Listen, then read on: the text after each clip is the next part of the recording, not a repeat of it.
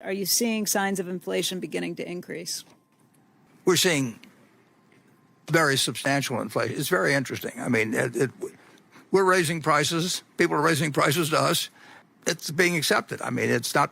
Inflation is a big concern for everyone right now. Individuals, companies, investors, politicians. Inflation has been a big worry and topic of conversation for the last year to 18 months or so. In this video, we're going to be going through a hierarchy of different investing categories and how they rank in periods of inflation. All of this according to Warren Buffett, who at 91 years old knows a thing or two about inflation because he's lived through it. I went through hours of interviews of Warren Buffett when researching for this video. All I ask in exchange is for you to hit that like button. Seriously, that's all. Okay, and maybe subscribing to the channel if you aren't already. Now let's get into the video. The worst investment to have during a period of inflation is cash. Warren Buffett isn't the only investor that doesn't like holding cash during inflation. Fellow billionaire Ray Dalio has also been vocal about his dislike of cash with the very memorable and kinda catchy quote, "Cash is trash." This is because during times of inflation, cash that you have sitting in a savings account or in your dresser dorm at home is becoming worth less and less every day, every week, every month, and every year. One of the biggest takeaways I want you to have from this video is that you as an investor need to think about your investment returns in what is referred to as real terms. The math behind calculating your real return on an investment is simple. Let's say your investments returned you 10% a year. That's great, right? Not so fast. It really depends on what the inflation rate is. In order to calculate the real return on your investments, you need to subtract out the impact of inflation. So if inflation is 7% and your investments return 10% that year, your real return is only 3%. Not nearly as exciting, right? This is why cash is at the bottom of this hierarchy because your return on holding cash is essentially zero. Holding cash over a long period of time allows the impacts of inflation to work against you. Above cash on the hierarchy is fixed interest rate bonds. These investments are generally considered very safe by conventional investing wisdom, but Buffett would make the argument that these investments aren't really all that safe when you factor in the impact of inflation. Let me explain what I mean. The current yield on a 10-year US government bond is around 1.8% as of the making of this video. This means that if you were to purchase a 10-year government bond today, you would effectively lock in a 1.8% annual return every year for the next decade. Let's say that inflation averages 4% over the next decade, which isn't necessarily a stretch given that the most recent inflation report had inflation at 7%. With 4% inflation, this means you would have an annual real return of negative 2.2% after you factor in the impact of inflation on your return. Now this is still better than just holding cash, but it is still a long way from the best. You know, if we dropped $1 million of cash into every household in the United States today, everybody would feel very good, except the people that invested in things that were denominated in dollars. And, you know, Exactly. It's important to note that people that own fixed-rate debt like government bonds lose during times of inflation. On the flip side, people that borrow money in a long-term structure at a fixed rate are winners during inflation. An example of this would be people that use a mortgage to buy a property. In December 2020, I purchased a house. I was able to lock in a 30-year fixed-rate mortgage at 2.8%. This means that my interest rate is going to stay the same for the next 30 years. My mortgage payment is also going to be the exact same for 30 years. This is a great place to be in during times of inflation. This is because inflation eats away at the value of the mortgage debt month after month and year after year. As inflation makes each dollar worth less and less, I get to repay my mortgage debt with devalued dollars. if you own a home, though, with a very large mortgage and you have incredible inflation, it wipes out the mortgage, and you've still got the home. I mean, in Weimar, Germany, they gave you the mortgage back at the end.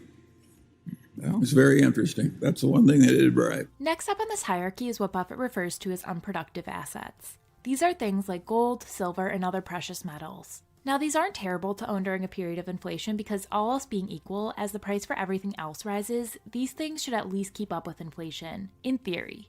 However, these unproductive assets also won't likely increase your purchasing power either. Let's listen to Warren Buffett explain this. I would say this about gold.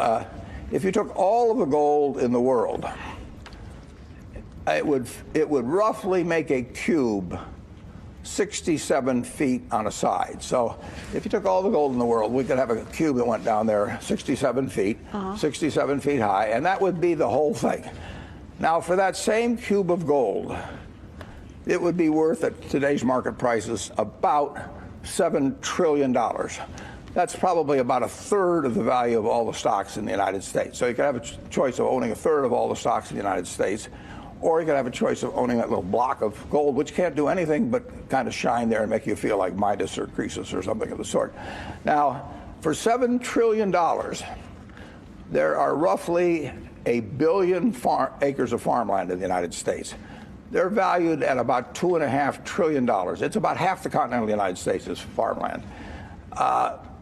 You could have all of the farmland in the United States. You could have about 7 Exxon Mobils, and you could have $1 trillion of walking around money. And if you offered me the choice of looking at some 67-foot cube of gold and looking at it all day, you know, and maybe touching it, and fondling it occasionally, you know, and then saying, you know, do something for me, and it says, I don't do anything, I just stand here and look pretty. And the alternative to that was to have all the farmland in the country, everything, cotton, corn, soybeans, 7 Exxon Mobils, just think of that. Add $1 trillion of walking around money. You know, maybe call me crazy, but I'll take the farmland and the Exxon Mobils. Let's move on to the next category of investments in our inflation hierarchy. Now, we as investors don't just want to keep up with inflation, we want investments that can outperform inflation and that produce a real return for us. Here's where what Warren Buffett refers to as productive assets enters the picture. Now, we all know that Warren Buffett made his fortune buying stocks and entire businesses. But, according to Buffett, not all businesses are created equal. Next up in the inflation hierarchy is productive assets, average businesses. Average businesses have a couple of characteristics, one of which is that these types of businesses require a ton of additional capital, which is just a fancy word for cash, to keep operating. Unfortunately, most businesses will not come out well in real terms during inflation. Their earnings may go up a fair amount over time, but they're compelled to put more and more dollars into the business just to stay in the same place. And, you know, the worst kind of a business is one that makes you put more money on the table all the time and doesn't give you greater earnings. So here's a simplified example using a real company that will hopefully prove the point. United Rentals, ticker symbol URI, is the world's largest equipment rental company. They have a pretty simple business model. United Rentals buys equipment typically used in construction projects, so things like bulldozers, portable restrooms, and heavy-duty trucks. United Rentals then turns around and rents out that equipment to construction projects over the short term, usually the length of the project. Obviously, this equipment that the company United Rentals rents to its customers doesn't last forever and needs to be replaced every few years or so. Let's say for simplicity purposes, each bulldozer the company buys costs $1 million to purchase, and let's say over the lifetime of that bulldozer, it can be rented out to customers and generate $1.2 million in sales for the company. That's a nice $200,000 profit. But let's just say for the sake of this example, inflation is 20%. This means that the next time the company goes to buy another bulldozer to replace the existing one, the company has to spend $1.2 million. See what's happening here? The company isn't able to take any money from the business in the form of profits. All the money that United Rentals is earning in profits has to be poured right back into the business in order to purchase new equipment to replace the old equipment. Now, I don't expect inflation to be anywhere near 20%, hopefully, and United Rentals is a great company. But this example demonstrates the challenge that capital-intensive businesses face during periods of inflation. One quick story before we move to the next characteristic of businesses that you want to avoid during inflation. Warren Buffett's partner and friend Charlie Munger had this quote that sums up what I explained pretty well. There are two categories of good businesses. One is the business where the whole reported profit just sits there in surplus cash at the end of the year, and you can take it out of the business and the business will do just as well without the cash as it would have if it stayed in the business. The second business is one that reports a profit, but there's never any cash. It reminds me of the used construction equipment business of my old friend. And he used to say, in my business, every year you make a profit, and there it is, sitting in the yard. And there are an awful lot of businesses like that where to just keep going, to stay in place, there's never any cash. The next trait of average businesses that you want to avoid are businesses that don't have what is referred to as pricing power. The best way to explain what I mean by companies that don't have pricing power is to talk a little bit about a company that does have pricing power. When I think of pricing power, the first company I think of is Apple. Apple has such a loyal customer base that many Apple customers will pay whatever the company wants to charge for its iPhone product. If someone wants a new iPhone, they aren't going to buy a competitor's product just because it's cheaper. Contrast this to a company with little to no pricing power where pretty much the only thing the customer cares about is price. Let's say a company manufactures plain white t-shirts. That is all the company makes, just plain white t-shirts, no design or branding. This company has no pricing power because someone is just going to buy the cheapest white t-shirt they can find.